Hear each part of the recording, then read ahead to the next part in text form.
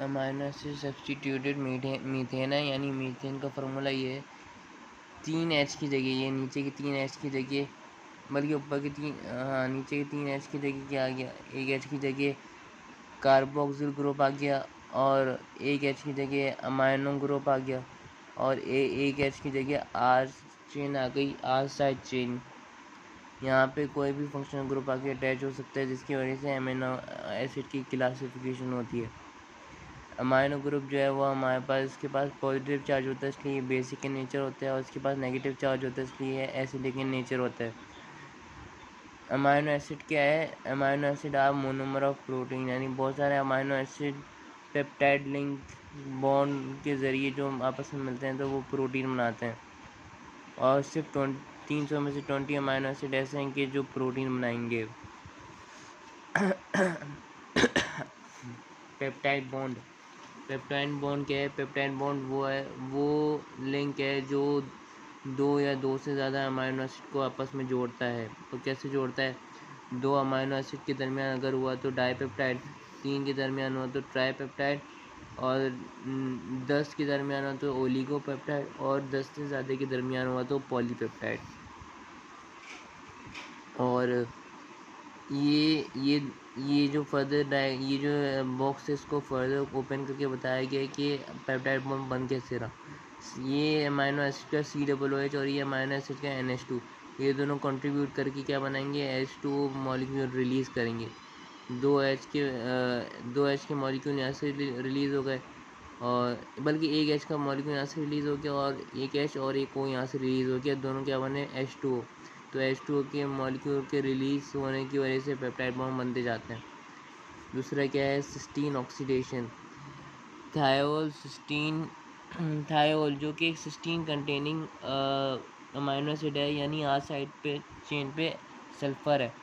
तो अगर इसमें ऑक्सीडेशन रिएक्शन करवाते हैं तो डाइसल्फाइड बनेगा, और ऑक्सीडेशन बिटवीन 2 मॉलिक्यूल, यानी कि अब 2 मॉलिक्यूल के दरमियान, ये दो सिस्टीन मॉलिक्यूल के दरमियान जो ऑक्सीडेशन होगी वो फिर क्या बनाएंगे? Disulphide bond.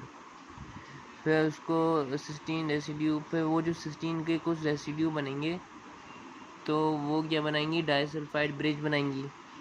और फिर इन यूकेरियोट, यानी हमारे अंदर हम लोग यूकेरियोटिक सेल के हैं, तो हमारे अंदर डाइसल्फाइड ब्रिज जो होती है वो कहाँ पे बनती है? एंडोप्लाज्मिक रेटिकुलम में। अब क्या है? D कार्बो oscillation, form of corresponding amines by carbon dioxide removal. Amino acid से अमाइंस बन रहे हैं और कार्बन डाइऑक्साइड रिमूव होगा, यानी कि एक अमाइनो एसिड के कार्बन डाइऑक्साइड के निकलने से अमाइन जो बनते हैं उसको हम लोग बोलते हैं डी कार्बो ऑक्सीलेशन। ट्रांस अमाइनेशन, यानी एक अमाइनो एसिड में से एमाइन ग्रुप जो है वो निकलेगा और जाके लगेगा वो कीटो अमाइनो एसिड में लगेगा, तो क्या फॉर्म होगा? न्यू अमाइनो एसिड फॉर्म होगा।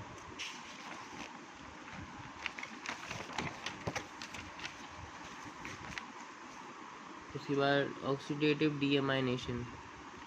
ऑक्सीडेटिव डीअमाइनेशन क्या है? ये ऑक्सीजन की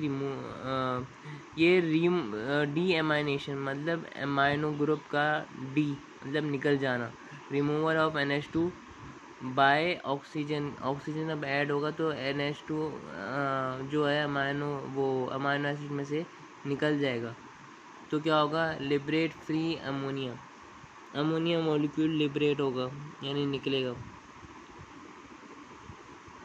यानी ऑक्सीजन जो ऐड हो रही है ना अमाइनो एसिड में, तो अमाइनो ग्रुप जो है यानी लिबरेट फ्री अमोनिया ये निकल रहा है। Configuration and optical activity. Amino acid contain at least 1 chiral centre are optically active. Chiral centre मतलब C के दरमियान जो बराबर में चारों मॉलिक्यूल होते हैं उसको चिरल सेंटर कहेंगे। उसके बाद are optically active. Amino acid in protein amino acid जो होते हैं प्रोटीन के अंदर, उन सब के पास उन सब के पास जो कॉन्फ़िगरेशन होगी वो सेम होगी, और उन अमाइनो एसिड को हम लोग बोलेंगे एल अमाइनो एसिड। और डी और आर अमाइनो एसिड जो होते हैं वो ऐसे ही नेचर में अकर होते हैं, यानी हमारे अंदर नहीं होंगे, नेचर में होंगे।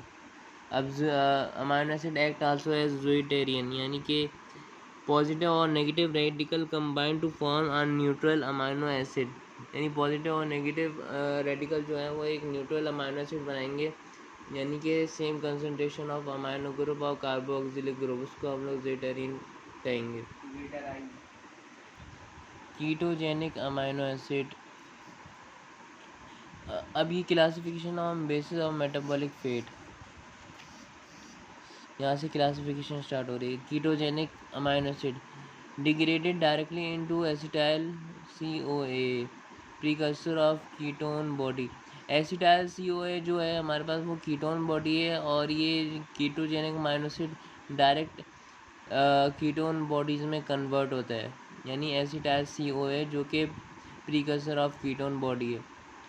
और ये जो प्रोसेस हो रहा है ये ड्यूरिंग चाइल्डहुड होता है, सही है। और फिर development brain require high myelin contrast glucogenic amino acid. अच्छा, ब्रेन में जो डेवलपिंग ब्रेन है उसमें माइलिन की बहुत रिक्वायरमेंट होती है, और ये जो कीटोजेनिक अमाइनो एसिड है ये ग्लूकोजेनिक अमाइनो एसिड की कॉन्ट्रास्ट है। ये पॉइंट इसी में भी है आगे, ये glucogenic amino acid are contrast of ketogenic amino acid. अब unable to convert in glucose, ये ग्लूकोज में कन्वर्ट नहीं होता, क्यों? क्योंकि ये 2 कार्बन एटम कंसिस्ट करता है in ketone, ultimately degraded to carbon, जो कि 2 कार्बन डाइऑक्साइड अगर कंटेन कर रहे हैं तो ये डायरेक्टली ग्लूकोज में तो नहीं जाएगा, कार्बन डाइऑक्साइड में तब्दील हो जाएगा। और ये जो प्रोसेस है इसका नाम है सिट्रिक एसिड साइकिल। इसकी एग्जांपल है leucine lysine. Glucogenic amino acid ये डायरेक्टली कन्वर्ट होता है ग्लूकोज में, और ये जो प्रोसेस आ रहा होता है इसको बोलते हैं ग्लूकोजेनेसिस। एंड ये जो ग्लूकोजेनिक अमाइनो एसिड है ये एक कंट्रास्ट होता है कीटोजेनिक अमाइनो एसिड में,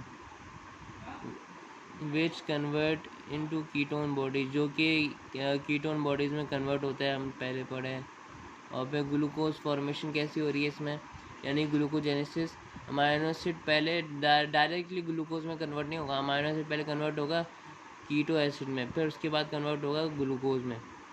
ये प्रोसेस जो होता है ये लिवर में अकर होता है। और फिर मैकेनिज्म डिप्रोमिनेट ड्यूरिंग कैटाबोलाइसिस राइजिंग। अच्छा, ये लिवर में, जब ये लिवर में स्पीड में कब हो रहा होता है, यानी फास्टिंग के दौरान, यानी जब हम रोज़ा रखते हैं या ज़्यादा देर तक भूखे रहते हैं तो उस टाइम पे ये सारा प्रोसेस हो रहा होता है।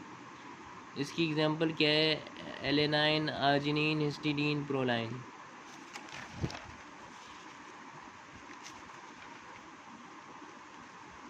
एसेंशियल अमाइनो एसिड वो अमाइनो एसिड है जो हमारे फूड के इनटेक करना ज़रूरी है, यानी हमको खाने के ज़रिए लेना ज़रूरी है, हमारी बॉडी प्रोड्यूस नहीं करती है। इसकी एग्जांपल है आर्जिनिन, हिस्टिडीन, वेलाइन, मिथ्योनाइन। और नॉन एसेंशियल अमाइनो एसिड ये वो अमाइनो एसिड है जो हमारी बॉडी प्रोड्यूस कर सकती है। और सेमी एसेंशियल अमाइनो एसिड वो है जो कि सिर्फ एडल्ट की बॉडी में प्रोड्यूस होती है लेकिन चिल्ड्रन में प्रोड्यूस नहीं होती, इसलिए चिल्ड्रन को वो अमाइनो एसिड के फूड लेना बहुत ज़रूरी होता है ज़िंदगी गुजारने के लिए। उसके बाद स्टैंडर्ड प्रोटीन अमाइनो एसिड, ये वो अमाइनो एसिड है जो कि प्रोटीन को फॉर्म करती हैं, यानी जिन अमाइनो एसिड से प्रोटीन बनती है। और ये किस प्रोसेस के ज़रिए बनती है, वो है राइबोजाइम ऑटो अमाइनो एसाइलेशन। अब नॉन स्टैंडर्ड प्रोटीन ये वो प्रोटीन है जो कि ये वो अमाइनो एसिड हैं जो प्रोटीन नहीं बनाते लेकिन हमारी बॉडी में होते हैं। नॉन पोलर अमाइनो एसिड, अब नॉन पोलर अमाइनो एसिड ये है कि जैसे ये एक अमाइनो एसिड का सिंपल सा वो है structure. Non polar amino acid का स्ट्रक्चर क्या होगा कि आर पोलर की आर जो साइड चेन होगी वो किसकी कंपोज होगी, R compose of mainly hydrocarbons. इसके साथ एक फंक्शनल ग्रुप अटैच्ड होगा। जो कि अनचार्ज होगा एट फिजियोलॉजिकल पीएच। और दूसरा पॉइंट ये incapable of participating in hydrogen bonding, यानी हाइड्रोजन बॉन्डिंग नहीं बनाएगी ये फंक्शनल ग्रुप अगर इससे अटैच हो गया तो। और इसकी एग्जांपल है एलेनाइन, ग्लाइसिन। अब सेकेंड नंबर पे आते हैं पोलर, सेकेंड नंबर पे आते हैं polar amino acid.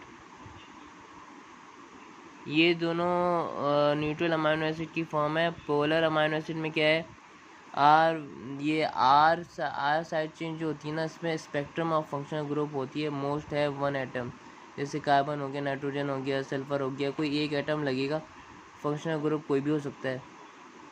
Example 16 S containing sulphur, यानी आर की जगह यहाँ पे एस होगा।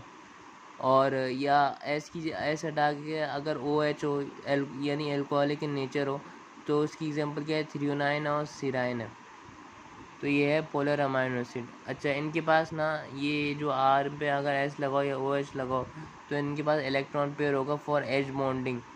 अच्छा, वो जो था वो हाइड्रोजन बॉन्डिंग नहीं करता था, जबकि ये पोलर अमाइनो एसिड जो होते हैं इनके पास स्पेक्ट्रम ऑफ फंक्शनल ग्रुप होते हैं और इलेक्ट्रॉन पेयर के साथ होते हैं। ये वाटर से हाइड्रोजन बॉन्डिंग कर सकती है, अदर मॉलिक्यूल से हाइड्रोजन बॉन्डिंग ये कर सकती है। ये हो गया न्यूट्रल अमाइनो एसिड। अब एसिडिक अमाइनो एसिड वो अमाइनो एसिड है जिसकी एग्जांपल क्या है, सिर्फ दो ही हैं, स्पार्टिक एसिड और ग्लूटामिक अमाइनो एसिड। इसमें कार्बोक्सिल ग्रुप जो है, जो कि नेगेटिव इन नेचर होता है, तो ये आर ग्रुप के साथ अटैच हुआ होता है। तो अगर सी कार्बोक्सिल ग्रुप ज़्यादा हैं तो इसलिए यहाँ ये एसिडिक इन नेचर हो गया। ये एस्पार्टिक एसिड का वो है स्ट्रक्चर, और ये ग्लूटामिक एसिड का स्ट्रक्चर है। दोनों में आर ग्रुप के साथ COOH यानी कार्बोक्सिल ग्रुप अटैच्ड है। एस्पार्टिक में एक CH2 है और ग्लूटामिक में 2 CH2 होते हैं। बेसिक मतलब ये जो है NH2 अमाइन ग्रुप ये ज़्यादा होगा, ये पॉजिटिव चार्ज होता है इसलिए ये बेसिक इन नेचर होता है, इसलिए ये ज़्यादा हैं तो ये बेसिक इन नेचर होते हैं। इसकी एग्जांपल क्या है, लाइसिन का स्ट्रक्चर ये CH2 आर ग्रुप में होता है 4 दफ़ा, यानी नीचे होगा जगह नहीं थी इसलिए 4 दफ़ा होगा, और फिर आखिर में होगा NH2। ये है लाइसिन का स्ट्रक्चर, एग्जांपल है। और ये हो गया अमाइनो एसिड। अब है प्रोटीन।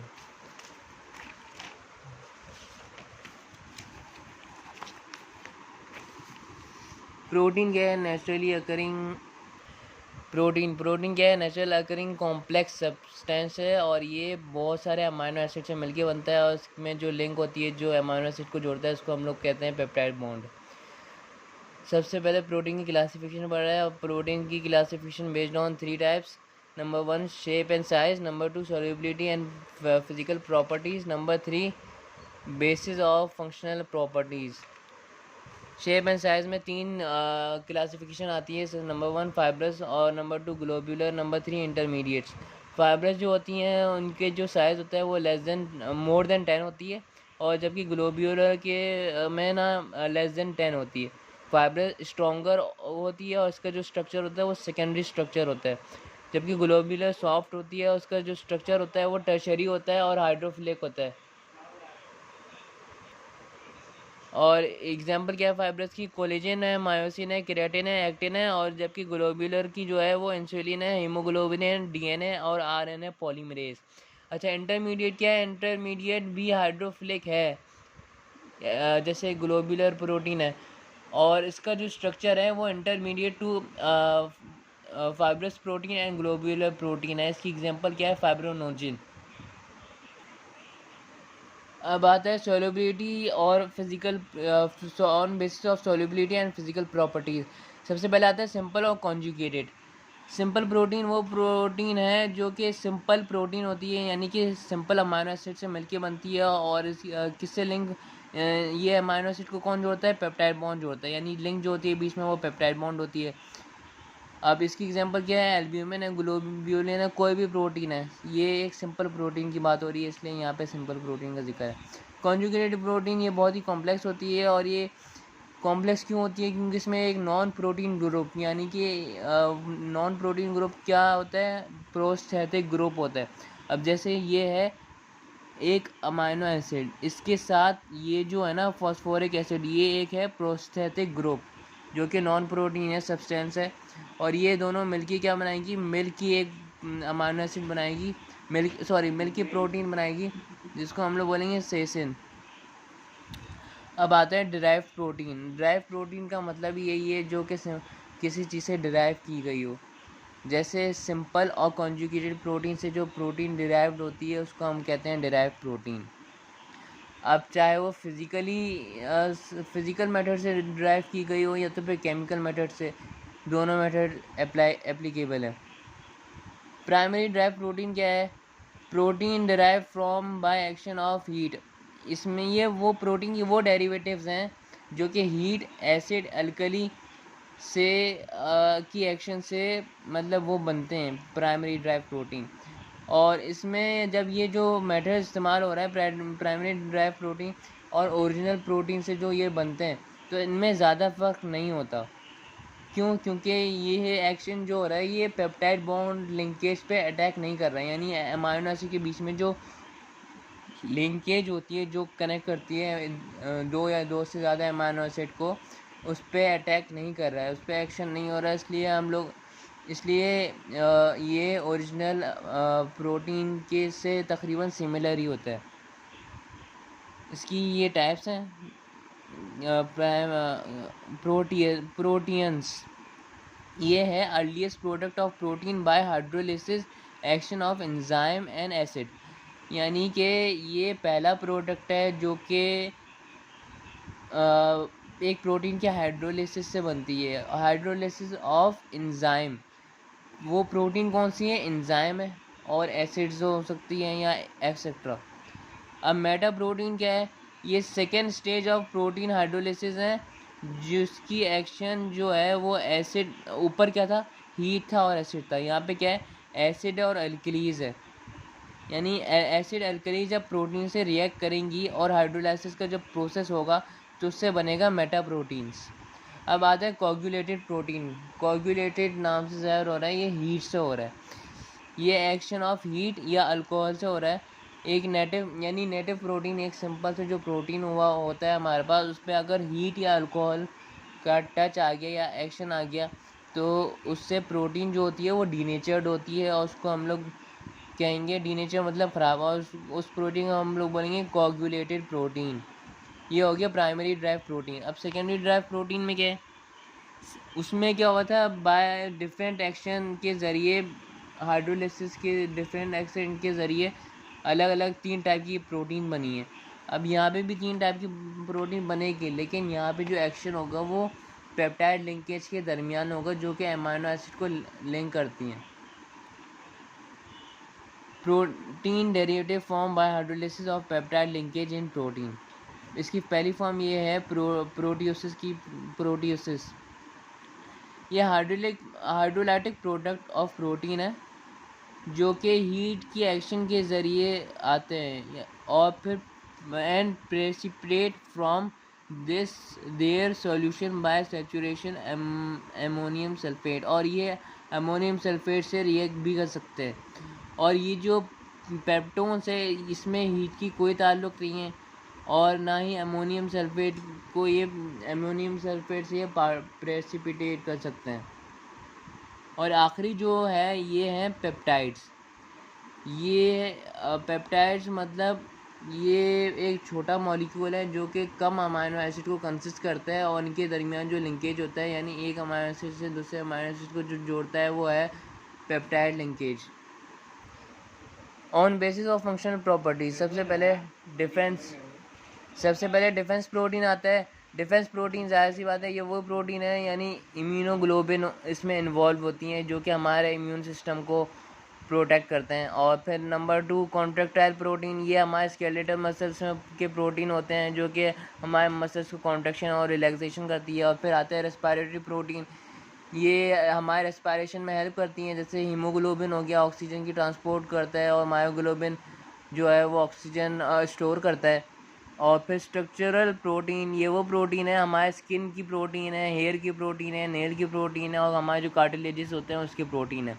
और एंजाइम भी एक प्रोटीन है जो कि speed up the chemical reaction में यानी मेटाबॉलिक रिएक्शन को तेज़ करता है। और फिर हार्मोन्स है, hormones protein act as hormones, यानी ये हार्मोन्स भी एक प्रोटीन है जो, इसकी एग्जांपल क्या है, इंसुलिन हो गई। अब इंसुलिन क्या काम है, ग्लूकोज को मेटाबॉलिज्म करना, यानी कि ग्लूकोज लेवल को नॉर्मल रखना। और ये कहाँ से प्रोड्यूस होती है, ये इंसुलिन जो है ये लिवर से प्रोड्यूस होती है।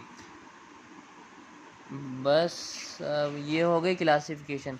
अब आते हैं स्ट्रक्चर।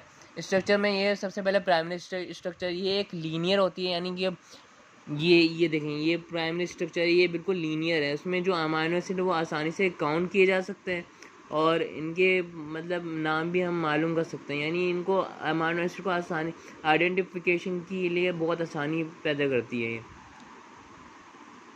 अमाइनो। और इसमें जो लिंकेज होती है वो एक ही लिंकेज है, पेप्टाइड बॉन्ड, जो कि अमाइनो एसिड को जोड़ती है। स्ट्रक्चर अच्छा, ये अमाइनो एसिड का जो मैंने पहले पढ़ाया था, अमाइनो एसिड का जो स्ट्रक्चर होता है, ये अमाइनो एसिड का ये है। इसका स्ट्रक्चर जो होता है, यहाँ पे अमाइनो ग्रुप होता है, यहाँ कार्बोक्सिल ग्रुप होता है। अब ऐसे बहुत सारे अमाइनो एसिड जुड़े हुए हैं एक लीनियर फॉर्म में। हाँ, तो इसमें ये बता रहे हैं कि structure starts with amino group and ends with carboxyl group. हाँ, इसका मतलब ये है कि स्टार्च विद अमाइनो ग्रुप, और वो आखिरी अमाइनो एसिड जो होगा ना उसके आखिर में यही आएगा। तो इसमें यही बता रहे कि ये एक ऐसी प्रोटीन है जो कि जिनके अमाइनो एसिड के जो स्टार्टिंग में होती है वो होती है अमाइनो ग्रुप, और एंड जो होती है वो कार्बोक्सिलिक ग्रुप पे एंड होती है। उसके बाद आता है give information about number and arrangement of amino acid, यानी अमाइनो एसिड की कोई भी इन्फॉर्मेशन हम पता कर सकते हैं इजीली, क्योंकि एक लीनियर फॉर्म है, सिंपल। और form by biosynthesis by ribosome, और ये राइबोसोम, ये फिजियो में हमने पढ़ा था कि राइबोसोम और मैसेंजर आरएनए और टीआरएनए ये तीनों मिलके क्या बनाएंगे, प्रोटीन बनाएंगे। तो वो जो प्रोसेस है यानी biosynthesis of ribosome in cell cytoplasm, यानी ये जो स्ट्रक्चर बन रहा है ये वहीं से बन रहा है, राइबोसोम से। और like immature protein form by ribosome, immature protein हमने वो जो फिजियो में पढ़ा था कि राइबोसोम से इमेच्योर प्रोटीन बनती है, तो उसको हम लोग प्राइमरी स्ट्रक्चर ऑफ प्रोटीन बोलेंगे। वो एक प्रोटीन की एक प्राइमरी स्ट्रक्चर होगी। और फिर आता है सेकेंडरी स्ट्रक्चर, ये एक सिंपल लीनियर स्ट्रक्चर है ये भी, लेकिन इसमें ट्विस्ट आती हैं हल्की हल्की ना।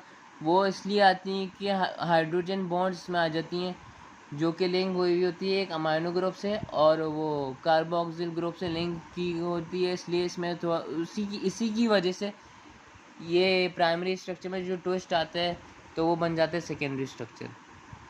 अब इसमें दो लिंकेज है, एक पेप्टाइड बॉन्ड है जो कि हर प्रोटीन में होता है, और फिर दूसरा ये है कि इसमें हाइड्रोजन बॉन्ड है जिसकी वजह से हल्का फुल्का ट्विस्ट आया है। अब सेकेंडरी स्ट्रक्चर की दो टाइप्स हैं। Number 1 alpha helix, alpha helix जो है वो ऐसी होती है, और बीटा प्लेटेड शीट जो होती है वो ऐसी होती है, सही है। और फिर अल्फ़ा हेलिक्स में ये है कि common in secondary structure, secondary structure में ज़्यादा जो होती हैं वो अल्फ़ा हेलिक्स स्ट्रक्चर होती है, और ये राइट हैंडेड होती हैं, यानी कि ये मतलब ये मेरा राइट हैंड है, अब इसको ऐसे यूँ घुमाओ तो ये क्लॉकवाइज चल रहा है, तो इसलिए इसको हम लोग बोलेंगे राइट हैंडेड सेकेंडरी स्ट्रक्चर। ये एमसीक्यू में भी पूछ सकती हैं एमएस। और बीटा प्लेटेड जो है वो राइट हैंडेड नहीं है। और अल्फ़ा हेलिक्स में जो बैकबोन होती है, बैकबोन से मतलब ये है कि जैसे कि ये अल्फ़ा हेलिक्स का स्ट्रक्चर, हाँ, अल्फ़ा हेलिक्स की जो बैकबोन है यानी कि अमाइनो एसिड को छोड़ के ये जो बीच में जो लिंकेज है, ये बैकबोन जो है वो हमारे अमाइनो ग्रुप से बन रही है, और हाइड्रोजन बॉन्ड जो है ना वो कार्बोक्सिलिक ग्रुप के दरमियान फॉर्म होती हैं। और फिर बीटा प्लेटेड शीट ये है कि consist beta strands connect at least by 2 to 3 strands. 2 to 3 strands मतलब ऐसी होती है। ये एक प्रोटीन है जो कि सेकेंडरी स्ट्रक्चर ऑफ प्रोटीन है, और ये बीटा प्लेटेड शीट है। ये 2 से 3 स्ट्रैंड्स यहाँ देखने नज़र आ रहे हैं। और फिर इसमें जो अमाइनो एसिड की जो तादाद होती है वो होती है 3 to 10, यानी एक प्रोटीन में, और एक प्रोटीन बीटा प्लेटेड शीट की जो प्रोटीन है इसमें 3 से लेके 10 तक अमाइनो एसिड होंगी। अब अगला स्ट्रक्चर आता है टर्शियरी स्ट्रक्चर। इसको हम लोग 3D स्ट्रक्चर भी बोलते हैं, क्योंकि इसका जो स्ट्रक्चर होता है वो 3D टाइप का होता है और ग्लोबुलर स्ट्रक्चर होता है। सही है। अब हमने पहले जो पढ़ा था प्रोटीन के टाइप्स में, फिब्रस प्रोटीन और ग्लोबुलर प्रोटीन, ये टर्शियरी स्ट्रक्चर फॉर्म करती है। Further folding of secondary structure arise to fibrous globular protein. अब सेकेंड पॉइंट क्या है, इसमें जो बॉन्ड्स हैं वो ये 4 बॉन्ड्स हैं वो हमारे क्वाटरनरी स्ट्रक्चर में भी हैं, लेकिन ये टर्शियरी स्ट्रक्चर में देख लें पहले। Salt bridges and disulphide bond है, हाइड्रोफोबिक इंटरेक्शन है और हाइड्रोजन बॉन्ड है। हाइड्रोजन बॉन्ड तो पता है आपको। और फिर हाइड्रोफोबिक इंटरेक्शन, ये वो इंटरेक्शन है जो 2 फैट्स के दरमियान होती हैं। और फिर डाइसल्फाइड बॉन्ड जो कि 2 सल्फ़र के दरमियान बॉन्ड बन रहे होते हैं, उसको डाइसल्फाइड बॉन्ड बोलेंगे। और सॉल्ट ब्रिजेस मतलब कि नेगेटिव और पॉजिटिव के दरमियान जो ब्रिजेस बनती हैं, यानी कि बॉन्ड जो बनती है उसको हम लोग सॉल्ट ब्रिज भी बोल सकते हैं या सॉल्ट बॉन्ड भी बोल सकते हैं, लेकिन जो मोस्ट कॉमन मैटर है जो वो ये है सॉल्ट ब्रिज से हमें पकड़ना चाहिए। अच्छा, ये जो सारी जो बॉन्ड्स है ना, ये एक आर ग्रुप के दरमियान फॉर्म हो रहा है। आर ग्रुप कुछ भी हो सकता है। आर ग्रुप में अमाइनो ग्रुप भी हो सकता है, यानी कि एसिडिक अमाइनो एसिड भी हो सकती है और बेसिक अमाइनो एसिड भी हो सकती है, या आर ग्रुप में सल्फ़र लगा है, कुछ भी हो सकता है। अगर बहुत सारा अमाइनो एसिड है, हाँ, तो कोई 2 के दरमियान वो है, आर ग्रुप में क्या है, सल्फ़र है, तो उससे डाइसल्फाइड बॉन्ड बनेगी। ये मैंने एक एग्जांपल दी है कि ये बॉन्ड्स कैसे बनते हैं। अब प्रोटीन में बहुत सारे बॉन्ड्स होते हैं, तो आर ग्रुप में भी सबके चेंज है, इसलिए अलग अलग डिफरेंट बॉन्ड्स बन रही है। अब लीनियर में जो है ये हमारे पास लीनियर में एक ही बॉन्ड था, पेप्टाइड बॉन्ड। क्यों? क्योंकि लीनियर के अमाइनो एसिड के जो आर साइड चेन थी ना हमारे पास, वो सब में सिमिलर थी। जैसे सिस्टीन अमाइनो एसिड है, वो सल्फर कंटेनिंग है आर साइड चेन में, तो सारे सिस्टीन थी, इसलिए लीनियर स्ट्रक्चर बन रहा है। अब यहाँ पे डिफरेंट टाइप्स की अमाइनो एसिड आ रही हैं, जिसकी वजह से डिफरेंस हमारे पास बॉन्ड्स बन रही हैं, तो उसकी वजह से ट्विस्ट आ रहा है और फिर डिफरेंट स्ट्रक्चर बनते जा रहे हैं। अब आते हैं टर्शियरी स्ट्रक्चर, नहीं ये तो हो गया था, सॉरी। इसके बाद आता है क्वाटरनरी स्ट्रक्चर। अब क्वाटरनरी स्ट्रक्चर वो स्ट्रक्चर है जो कि अब टर्शियरी स्ट्रक्चर जो है ना, इसमें डिफरेंट टाइप की जैसे बॉन्ड्स आ गई थी, तो ये पॉलीपेप्टाइड चेन बनेगी। अब वैसे ही क्वाटरनरी स्ट्रक्चर क्या है, 2 या 2 से ज़्यादा पॉलीपेप्टाइड चेन, यानी आप 2 टर्शियरी स्ट्रक्चर को मिला दें या 3-4 को मिला दें, वो मिल के क्या बनेगी, एक क्वाटरनरी स्ट्रक्चर बनेगी। सेवरल प्रोटीन चेन या सब यूनिट जो कि बहुत क्लोजली अरेंज होते हैं, यानी ये बहुत ही क्लोजली पैक्ड होते हैं, कॉम्प्लेक्स फॉर्म में होते हैं। Does not apply on every protein, ये हर प्रोटीन में अप्लाई नहीं होता है, यानी कुछ प्रोटीन में होता है ये। और ये 2 या 2 से ज़्यादा पॉलीपेप्टाइड कुछ मतलब क्वाटरनरी स्ट्रक्चर में ये देखें, ये 2 पॉलीपेप्टाइड चेन है ऑफ प्रोटीन्स, जिसको 4 डिग्री भी कहते हैं। अब क्वाड्रेटिक स्ट्रक्चर में आपके पास वही बॉन्ड्स हैं जो कि हमारे पास टर्शियरी स्ट्रक्चर में थे। हाइड्रोजन बॉन्ड हो गया, डाइसल्फाइड बॉन्ड हो गया, हाइड्रोफोबिक इंटरेक्शन हो गया और सॉल्ट ब्रिजेस हो गया। ये हो गया स्ट्रक्चर। अब आगे आखिरी टॉपिक है लिपोप्रोटीन। लिपोप्रोटीन नाम से आया हो रहा है, लिपिड और प्रोटीन से मिलके बना हुआ है। तो पहले हम पढ़ेंगे कि लिपोप्रोटीन है क्या। Lipoprotein is complex molecule of lipid fats, जो कि लिपिड्स हम क्या कहलाते हैं, fats. Lipid and protein particle made drop of fat surrounded by single layer. इसमें जो फैट्स की कुछ ड्रॉप्स होते हैं और इसके इतराफ़ में यानी आउटर लेयर जो होती है वो फॉस्फोरस कंटेनिंग ग्रुप की होती है, यानी कि लिपिड अटैच जो होता है ये लेयर से, यानी फॉस्फोरस कंटेनिंग ग्रुप के लेयर से। अब है वो अब इसमें लिपिड भी है और प्रोटीन भी है। तो इसमें ये है कि लिपोप्रोटीन जो होती हैं वो क्या होती हैं, एम्फीपैथिक का मतलब ये है कि ये पोलर भी होती हैं और नॉन पोलर भी होती हैं। पोलर मतलब हाइड्रोजन बॉन्ड अट्रैक्ट कर सकती है, और नॉन पोलर मतलब हाइड्रोजन बॉन्ड अट्रैक्ट नहीं करेगी। अब फंक्शन में ये more complicated then glycolipid forming large particle with several lipid and protein. अच्छा, लिपोप्रोटीन जो होती हैं, इसमें पहले पॉइंट में ये बताए हुए कि ये ग्लाइकोप्रोटीन से ज़्यादा कॉम्प्लेक्स स्ट्रक्चर लिपोप्रोटीन का होता है, क्योंकि इसमें लिपिड और प्रोटीन की आपस में जो तादाद होती है बहुत ज़्यादा होती है। और इसका फंक्शन क्या है? प्राइमरी फंक्शन ट्रांसपोर्ट या delivery of fatty acid, cholesterol, triglycerol to target cells in many organs, यानी कि डिफरेंट सेल्स में ये पहुंचाएगी क्या? कोलेस्ट्रॉल, ट्राइग्लिसरॉल और फैटी एसिड। ये है ओवरऑल लिपोप्रोटीन का फंक्शन। अब सबसे पहले हम लोग पढ़ेंगे काइलोमाइक्रोन्स। काइलोमाइक्रोन्स क्या है? ये ट्राइग्लिसराइड, फॉस्फोलिपिड, कोलेस्ट्रॉल और प्रोटीन कंसिस्ट करती है, और ये मेनली जो प्रोड्यूस होती है हमारे सेल के एंडोप्लाज्मिक रेटिकुलम से प्रोड्यूस होती है। Transport dietary lipid from intestine to एडोपोज।